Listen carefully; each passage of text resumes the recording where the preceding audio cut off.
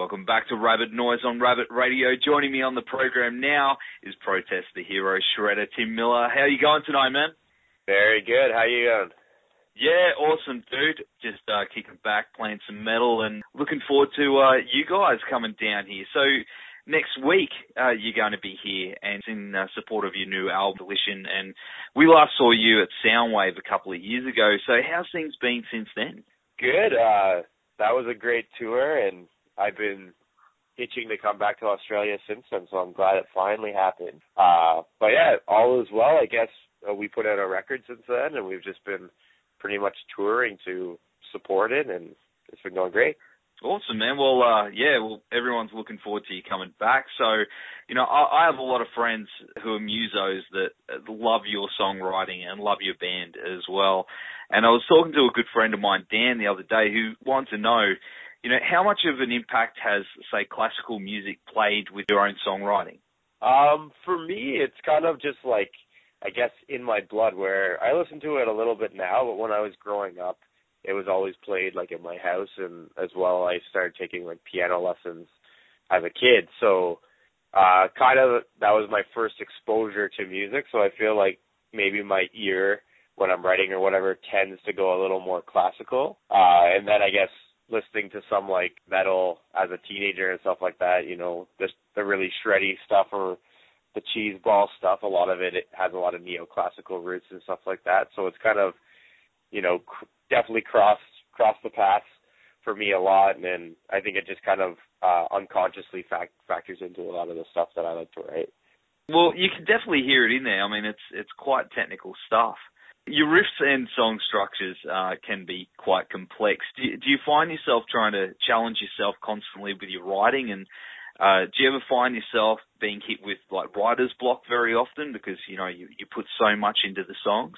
Yeah, sometimes I find like mostly writer's block happens when you're writing for a new album and you kind of get like, let's say like 7 or 8 songs into it. So you kind of have hashed out all those ideas, and it's mostly about, feeling like you're doing something fresh, even though you've just written, a bunch of songs that came before that. But, no, definitely, with the technicality and stuff, it's kind of second nature to us, and I don't think we're kind of more trying to focus on songwriting and not writing stuff to be technical just for the sake of being technical.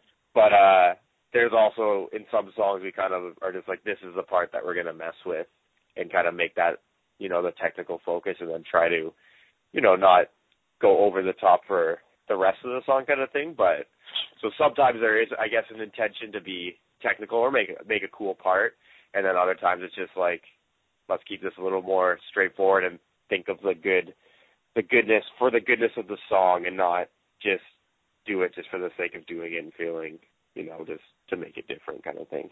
You translate your music to paper for each album as well. Is that something you genuinely enjoy doing, or is it just more so for the fans and the shredders out there? There's, I guess, a couple reasons. One, writing it down when it's fresh is the best time to do it, so you never forget it. Like, even I'm so thankful that we did take the time to do that, because now if we go back and play old songs, we have tabs of them, and it's just like you have a record of it. It's not going back and listening and trying to figure out, like, what the heck did I do there kind of thing. And I do think, like, the only way that music from the past has remained around was because people were transcribing it, like all the classical music and stuff like that. The only way that we have a copy of it is through transcription. So I always think that is an important part of the process, and should always be kind of available. But at the same time, Luke and I started doing it because we'd go online and see tabs, and they'd just be pretty far off the mark, and we figured that we could just do it, and, it's something that we would have killed for the bands that we looked up to as kids, or when we started playing guitar, they put out their own tab books. We felt like it doesn't get that much more legitimate than that. That's awesome, man, because I know, like, sometimes, like, if I want to learn a song, I'll go online, and even with the tuning and stuff, you look at it and you go, man, that's way off. What are these dudes smoking? The worst is when you go and you find it, and you're like, that doesn't sound right to me, and then everyone's giving it like a 5-star rating and commenting like, this is amazing, and you're just like, it's not accurate. It's frustrating. So, I think people do care to have the right thing in front of them, and it just makes it that much easier when you A, know the tuning, but B, can just see it, and then you start playing it and it sounds right. It's just like saves you so much time and hassle and all that too, right? And I guess because if it was a song that you wrote as well, and seeing that someone else has gone and tabbed it, it'd probably be pretty frustrating. You're like, no, you got to play it like this. Yeah. I mean, at the same time, I guess on YouTube you see someone playing something that's not how it's played, but they play it differently and better, or just in a different way, and they still pull it off. So it's like it is always open for interpretation too, I guess. Yeah, true. I guess. but I would say the majority of the time it's wrong, and there's an easier way or a different way to do it that would make it a lot easier on the player. Awesome, man. Well, how was it working with Chris Adler on the latest album as well? How much did he contribute to the songwriting process? Yeah, it was great. It was honestly like, a great experience, and it was one of those things where it's like, had I not been like stressed out and anxious to get into the studio, I would have probably taken a step back and been like, that's pretty cool, just, in the practice space working with Chris. But he was a treat to work with. Most of the stuff had been written before we kind of brought him into the process, so we kind of sent him pre-production with drums and pretty much told him, like, do this, try to stick to this. And some songs we were a little more lenient than others, where we're kind of just like, do whatever you want here kind of thing. So we didn't write songs together per se, but I think within the confines of the songs we had given him, he put a lot of his little nuances and his flair on a lot of the stuff, so it really comes through.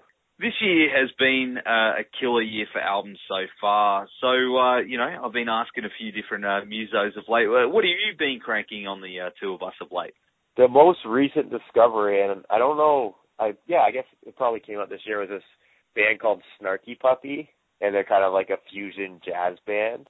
Super nerdy, but it's just kind of a good way to escape from the loud and heavy world, but also have some crazy musicians that are just doing some stuff that you can appreciate and just sit back and relax. They had this one video, I forget what the song is for, but it's like a live off the floor recording where people are in there, and they're all like session guys that are just going to town, but they have like a small audience just sitting around watching these guys just destroy their instruments, and some of the people are even just laughing because it's just that good. Man, I'm gonna have to check this out.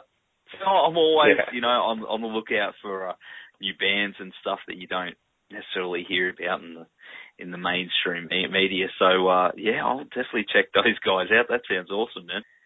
As a musician, are there any other musos that you just love to jam with?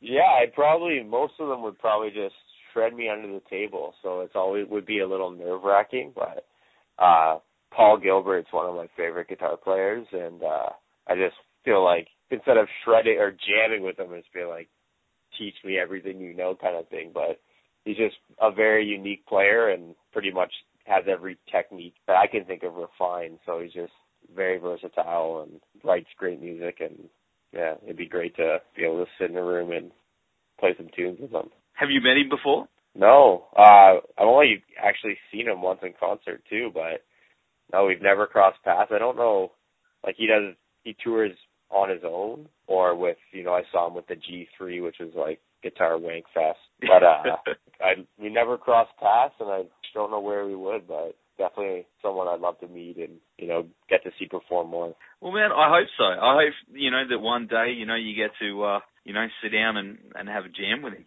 Yeah, that'd be amazing.